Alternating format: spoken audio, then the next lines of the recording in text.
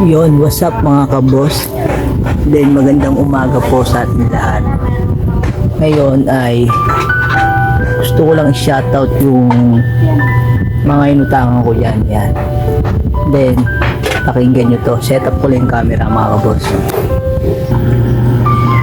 Yun mga kabos. Then shoutout nga pala dyan sa mga inutangan ko yan. Then meron lang akong gustong sabihin sa inyo.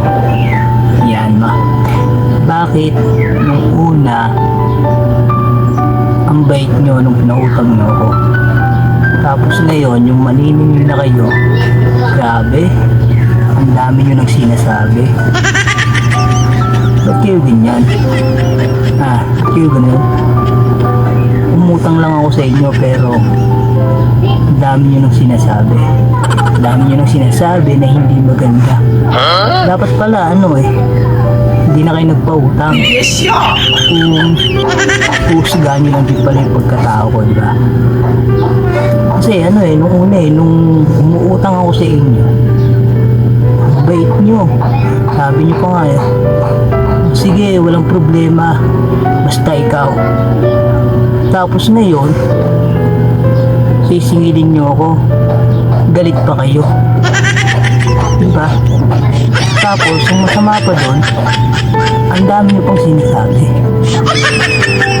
ang dami nyo pang alibay kung ano-ano.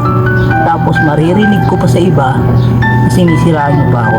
Grabe naman kayo, grabe. Dapat pala hindi nyo na ako pinautang kung ganyan din pala ugali nyo. Then paano naman kaming mga nangungutang? Wala na kami karapatang magpaliwanag. Paano naman yung nararamdaman namin? Isipin nyo rin kami. Hindi na nga namin alam kung paano kami makakabayad